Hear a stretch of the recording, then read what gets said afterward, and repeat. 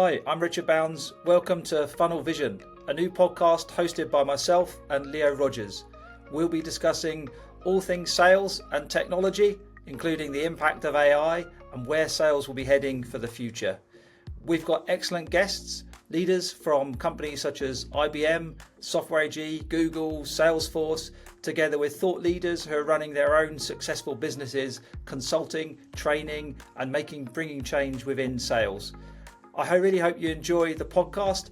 Thank you for joining.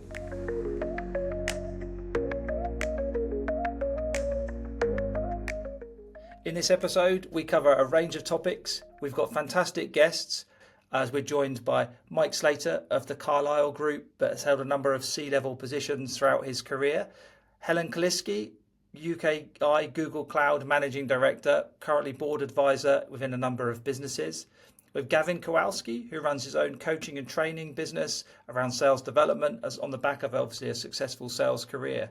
Dan Wardle, who runs Rampart Go-to-Market, but also found a sales club, coming from a teaching, training and sales leadership backgrounds, got some really excellent insights, as well as Paul Sullivan, who brings a slightly different perspective looking at the overall go-to-market strategy, and Erland Asker, who's held senior leadership positions more from a professional services slant and has got really great experience and insights of big ticket sales. I think you'll enjoy. Thank you. With new technology coming in, what are kind of the biggest things that have changed over kind of sales from when you started through more recently to today? Well, I think we were joking about that in one of our previous calls, weren't we, about the change that happened? Because I remember going from, BT phone cards to mobile phones and see the first big, black box mobile phone in the boot of someone's car when that first came out. So, but I think more recently, I think probably of late, it's really the shift to consumption-based selling. Yeah, so it's gone from the perpetual model was so prevalent for so many years, and it was all about that big license deal, wasn't it? And the maintenance revenue would flow from there. And now it's all about annual recurring revenue. So, the idea that your long-term success as a vendor is all about getting those renewals, those customer renewals after a 3 to 5 year period when the term runs out. So things like customer success is more important these days. I think that's probably the biggest shift. And it's a great combination of the teaching as well as teaching skills with sales skills as well, isn't it? So you're in a fortunate position. I was going to be a PE teacher as well, but I know that you said you were a PE teacher, but I kind of never followed through on that. I just went straight into sales. But there we go. Obviously, lots changed. Even when you joined Multiverse, and obviously now working with a lot of smaller companies with founders for early stage, etc. What kind of like the biggest challenges that you see? Well, I think it's when I was at Multiverse, we were selling technical training.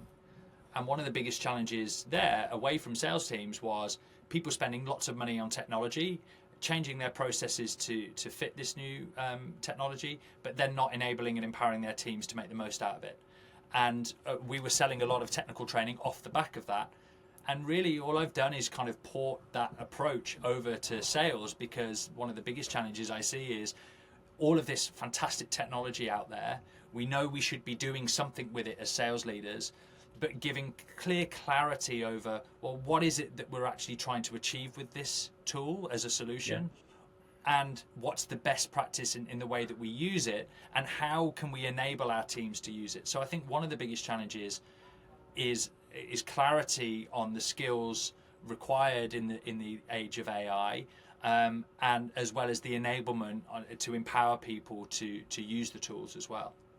Okay, and obviously, like sort of AI has been around for a long period of time, but it seems to be on a massive hype cycle kind of at the moment. Are you seeing how AI is impacting sales teams today, and any sort of practical examples of how it's either helping or hindering?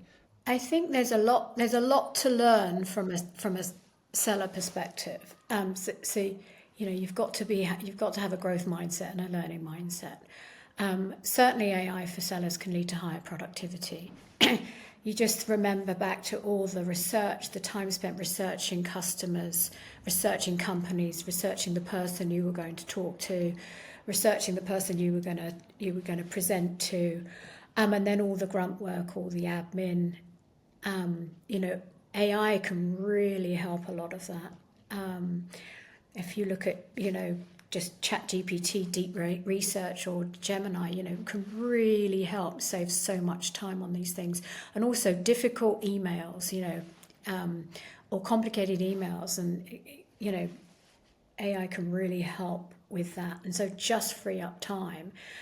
And so allowing sellers to spend more time thinking about and actually doing the selling. Having said that, I think that, you know, it's incumbent on sellers now that have to add value from the first moment. They have to be adding value and showing they're adding value to their sophisticated buyer. And if you sort of look at the real pros and negatives, I guess the negatives is the noise and the blitzing, and the pros are the productivity, signal capture, being more intelligent about the use of AI and supporting, you know, throughout the sales cycle. Yeah. Yeah, 100%, 100%. And then there's just trying to make sure that people don't just do vanilla things like just go onto ChatGPT and say, write me a sequence. I mean, that is definitely not what I'm talking about. You Yeah, know, yeah, that yeah. still was just generic as anyone else. But I still feel from if you've got the right assets, you attach the right files, you know, here's a product guide or whatever you might be getting. Here's our persona profile. Here's our brand tone of voice. I mean, if you put those three documents into the LLM and then ask it your questions, that's to me is being smart, right? You've got everything that you need to give you the essence of what you want, and even if you've got like really good understanding of your customers, you know, look at Gong or one of those other tools or whatever you might be recording to understand why you're winning deals. If you go back into your CRM and just extract a segment and say, this segment we typically win deals for this reason. Why don't I upload that into that communication? Say, build me a sequence for these people based on this product who generally convert on these outcomes and build me a nurture sequence that's going to kind of help me reach out. Now you've got really, really narrow, and it's probably taken you 40 minutes, 30 Yeah, minutes. yeah, yeah. Thinking about like toolkits and so on as well. So, like it used to be that you're a new seller, you get your LinkedIn Sales Navigator, you obviously get access to CRM, maybe the sort of the e-learning type tool. But what does that kind of toolkit consist of now for you and the companies you're working with? Well, you know, for my own business, I'm very fortunate in that I'm a one-man band on the Rampart side of things, and I've grown entirely by referral and inbound. And so for small companies like the one that I run, I'm very much a believer in one problem, one solution, one customer, one channel gets you to £1 million. So I'm really trying to, you know, live that as much as I preach it, and focus entirely on the Founder Sales Club side as well on partnerships and referrals as a kind of my route to growth. When it comes to other businesses, you know, the businesses who I work with who are slightly later stage, it does come with a lot of enablement platforms. Certainly AI powered outbound tools and tracking tools, you know, removing a lot of the research time, the data entry, a lot of the stuff that was taking sellers away from selling. And I think in general, we're going to see this move towards how do we maximize the time of our sellers selling, and how do we reduce the size of our sales team so that we're hiring fantastic, well-paid people who are going to keep closing and spend most of their time selling and closing higher ticket deals. And kind of, I think you will see a churn. I think you will see a churn in a lot of sales teams. I don't think a lot of sales teams need to be as big as they currently are. Okay. AI always brings a bit of a kind of ethical type discussion. Yeah. You know, particularly if you've got, you know, maybe you're capturing conversations, you're sitting in on customer meetings, you've got salespeople being judged potentially through AI tooling, etc. What's your thought on that? Oh, there's a couple of things to break down in there. I think if we talk to the general ethics, I think one of the biggest challenges we now face, and it's at an international level, is sovereign AI. I don't know if you've heard this language being talked about, but because of Trump, everyone is really worried about how people are gathering information to train their AI models. You know, he's just passed the law that's, well, there's no governance on AI for 10 years. I mean, that was a bit of a wow. So now everyone's like, well, do I want to have all my data in an Anthropic or Claude LLM database and exposed to the US when I don't know how the US are going to behave with any of that data?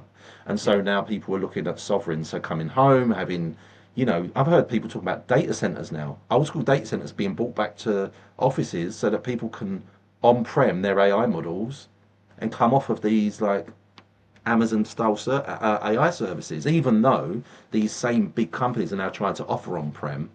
The sense is, well, if it's a US government organization, what is my risk and exposure to that? And I wrote an article on that on my blog. And then, you know, that talks to kind of like the ethics and exposure piece there. Yeah. And then if you look at AI to govern salesperson's performance, I feel like what I think is what. Where do you start with that? If you're just looking for a number of activities a salesperson is performing, I think aren't we going away from what we're supposed to do? I mean,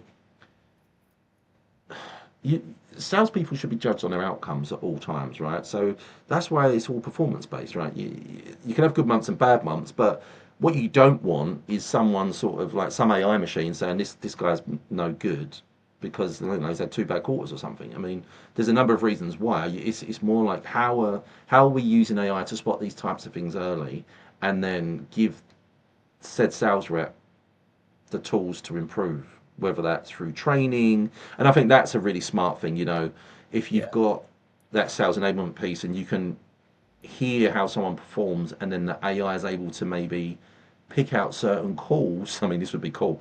You can pick out a call that where you're suffering is going, look, these are good examples of where of the closing piece and you need to learn more with these. That would be great, right? If it could just deliver that. So open for it for improvements and analysis, but I don't want it to be a beating stick to people that might have other issues that are not sort of work based impacting their work performance. Yeah, no, I agree. I'm with you with that. I think if it can be used to like drive improvements and deliver intelligence is super powerful. Yeah, Probably the next extension of kind of like data-driven sales leadership, isn't yeah, it? And it's being focused on sellers being measured on outcomes, but also I think you do want to have a factor around behaviors and work ethics and attitude and stuff like that. And some of that you can't quite capture with data, but maybe AI might be able to help with some bits of that, but it's still got to come down to uh, personal perspective around the things we're just speaking about. So no, it's interesting. 100%. Yeah, without wishing to sound like two sort of middle-aged guys talking about sales and how it's changed and so on. And I know you're younger than me, but what do you think's been kind of the biggest change in sales in the time we've been in this arena? I mean, there's so many. It's difficult to pin any one thing down. But what I would say is that, you know, I think sales cycles are much more complex than they ever used to be. You've got decreased customer responsiveness, information overload, a lot of pressure to do more with less, and people don't buy for fun anymore. I remember the days when we used to call up someone who we had a good relationship with and ask them for a favour. Can they get a deal done for us within a quarter, or buy something because it's the end of the year? Those days are gone, long gone, and not one person makes a decision anymore. And so if you think about the current economic pressures in particular, value selling or ROI selling is more necessary than ever. Before, I think Yeah. it was just a best practice, but now it's a must-have way of approaching. And I think buyers are definitely more switched on, so they expect personalization rather than that used to be a differentiation. They Yeah. expect you to understand them, and then you got all the other complexities like increased governance and which you never had before, which can add months to a sales cycle. Okay. And what about kind of the future of selling? Do you see that some of the sales process or some of the sales jobs will be lost to AI? Maybe similarly to certain aspects of customer service have been automated? Do you see that happening to selling jobs? I kind of do. I don't. So when I think about the kind of SDR, AE, CS kind of balance, that kind of, an individual that, finds business, an individual that closes business, then an individual that kind of manages the revenue and the life cycle. When I see that kind of model, I see that kind of breaking down. And actually, I think there was some stats from Ebster in their benchmark earlier this year, with support from Pavilion, around most businesses starting to return to kind of full sales cycle rather than the sales cycle being broken down. I think we're going to see, and I've got a lot of sort of friends and people I highly respect in the kind of SDR BDR world, but I think we will see less SDRs and BDRs. I'm not sure they'll go, but I think there'll be less of them as some of the tasks become kind of automated, and you can make those individuals more productive per head.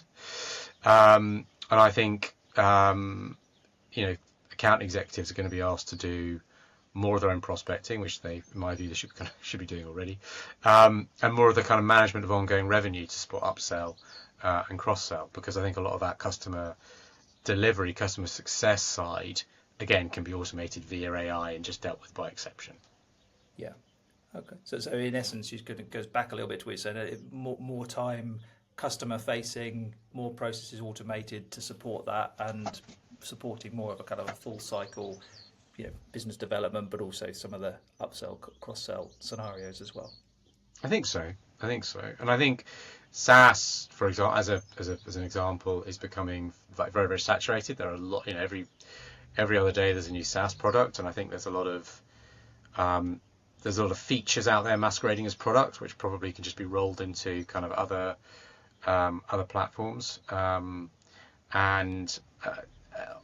As a result of that, I think you're going to find that the individuals that go into tech sales are going to need to be not just of a higher caliber, because I think there's a lot of high capable people in there already, but they're going to have to do more. They're going to have to leverage the tools, and probably most importantly, they're going to have to be less product focused and spend more time thinking about their customer and what their customer needs and what their customer wants. And individuals that do that leverage AI to understand what the customer's trying to achieve, that put the customer first, and that are capable and happy to do kind of the full range from cradle to grave of selling. I think they're going to be the top billers, the top earners as we go into the second half of this decade and on into the 2030s. Yeah. As a matter of interest, because you sound like you're working in advisory capacity with small and medium-sized companies, and obviously a lot of your history has been with the very biggest companies. Do you see like sort of adoption of AI consistent across all of them, or are the bigger companies more advanced, or even smaller companies I'm seeing I kind of feel could be maybe more advanced, but I don't know what you think. I think it depends on the appetite of the company to adopt AI. So, because there will be some companies where AI can't be used, but I think everyone's racing to adopt AI and use AI. I think what's really important though is that if you're going to use AI, that you've got a good set of data. Your data is in order and your data is in a good place.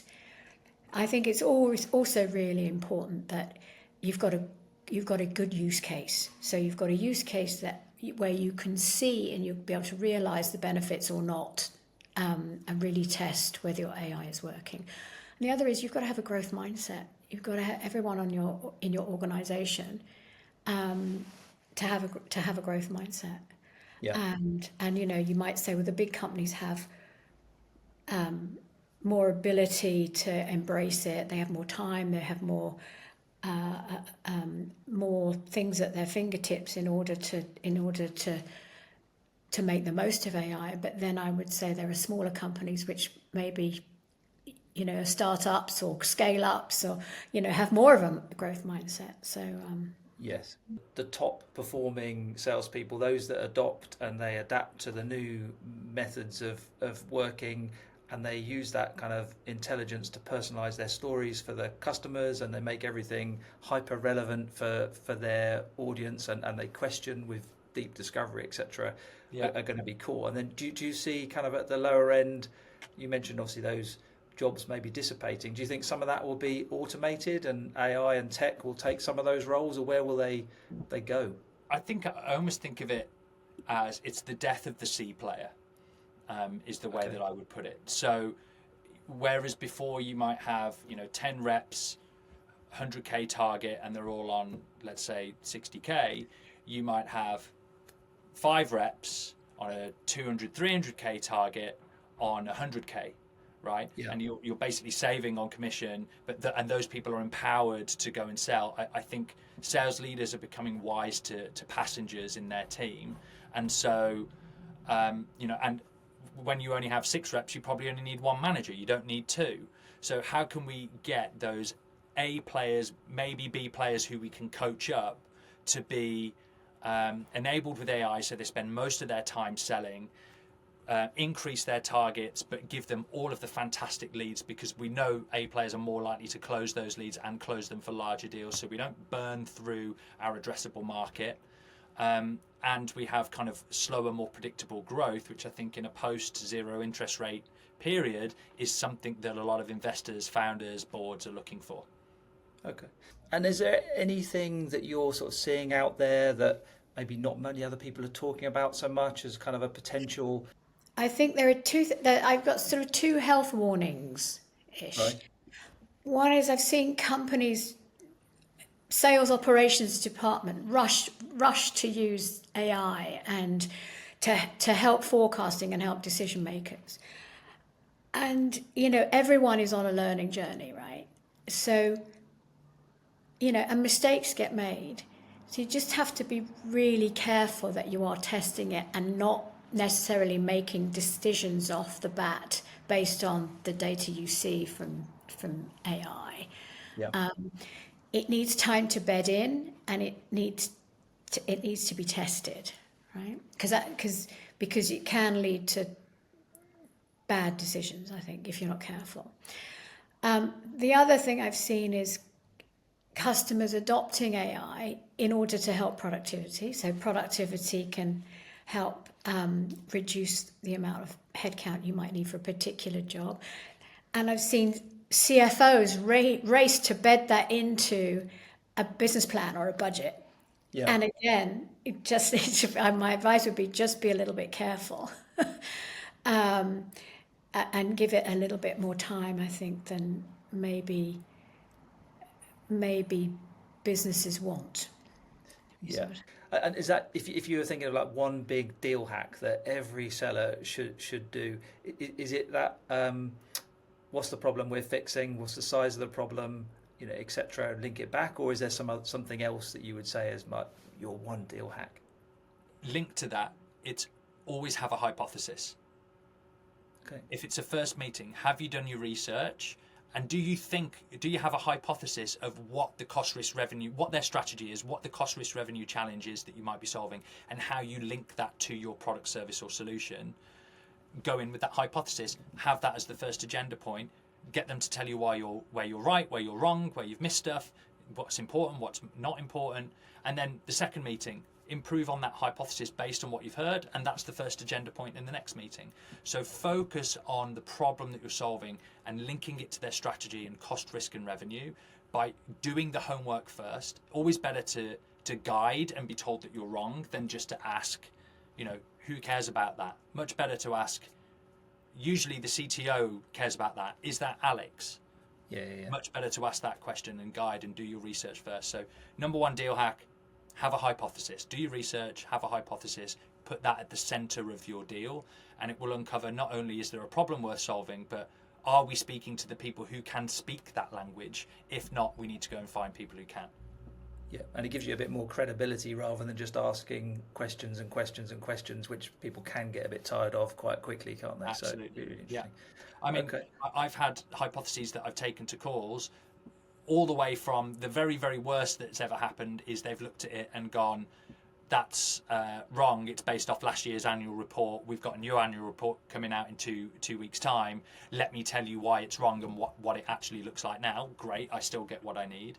All the way through to, that's amazing. Can I have that document and share it with my team because you put our problems better than anyone else has? Which, you know, toot my own horn a little bit, but great, you can absolutely have that document because it's got our logo all over it. Yeah. Okay. No, perfect. And from a career perspective, anything, you know, looking back that you'd perhaps do a bit differently? God, yes. There's probably a number of things there, Richard. But I probably should have listened more sooner in my career. I thought I had to have all the answers when I was early in my career, and I think the longer you stay in this business, the longer you realise what you don't know. There's more out there. It's like with anything, you know. Once you start to delve into a subject, you think, yeah, you know, you start to gain knowledge, but then you figure out there's a whole lot of stuff that you don't know about that subject, right? Yeah. The more detail you get into. So then I kind of switched to thinking it's more about having the right questions. Yeah. Okay. Interesting. So if you were, again, just giving your tips to somebody new, the number one thing would be listen more and ask more. Okay. Absolutely. But do you have a favourite deal of all time and why? I do. Stringfellow's Angels. I sold Peter Stringfellow and his team mobile phones back in the mid-noughties, and that was a cold call into his accountant. His accountant just happened to be opening the Vodafone bill at the time. I was able to set up a meeting, and that became actually phone by phone, because Peter spent a lot of time on his yacht in Mallorca. That became one of the most profitable per user accounts O2's ever had. So that was a particular favourite of mine. Okay, and that was an in-person meeting, was it, on the yacht? Yeah. One of the Well, no, I didn't meet Peter until after we closed the deal, and I had to go in and set up his voicemail. And his fiance at the time, then became wife, Bella, used to phone me and ask me questions about how to retrieve voicemails and stuff like that. It was quite funny.